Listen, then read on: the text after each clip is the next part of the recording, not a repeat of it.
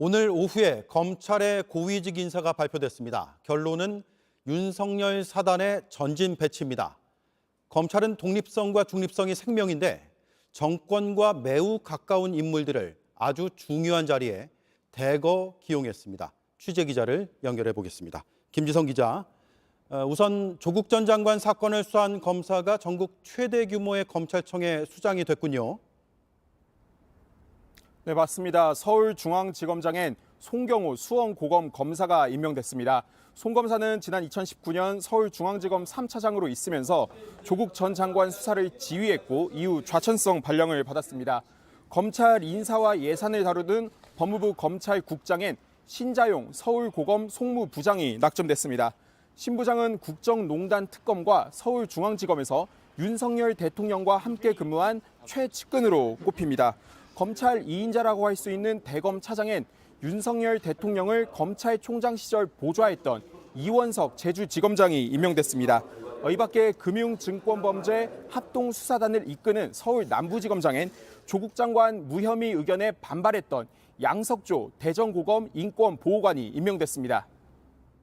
그렇군요. 특히 한동훈 장관 취임 하루 만입니다. 이렇게 빨리 이루어진 배경이 있습니까? 네, 국민적 관심이 큰 대형 사건, 권력형 비리 수사에 속도를 내기 위한 걸로 풀이됩니다. 당장 오는 9월부터 검찰 수사권 단계적 폐지 법안이 시행되는 만큼 진용을 꾸리고 서둘러 권력 수사에 돌입하겠다는 겁니다. 그리고 이른바 검수완박 국면에서 지휘부가 사표를 내는 등 흔들렸던 검찰 조직을 빠르게 추스리겠다는 뜻도 있습니다.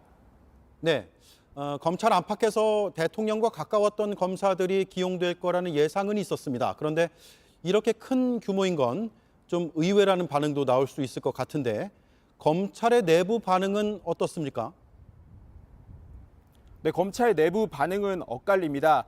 지난 정권 때 조국 장관 수사 등 이른바 살아있는 권력을 수사했다 좌천됐던 검사들이 돌아온 것이라며 정상화라고 보는 시각도 있습니다.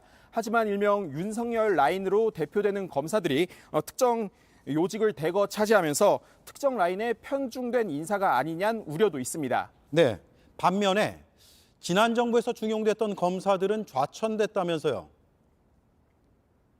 네, 모두 자리를 옮겼습니다. 지난 정부에서 요직을 맡았던 이성윤 서울고검장, 심재철 서울남부지검장, 그리고 이정현 대검 공공수사부장은 모두 법무연수원 연구위원으로 발령받고 수사 라인에서 손을 떼게 됩니다. 사실상 모두 좌천된 겁니다.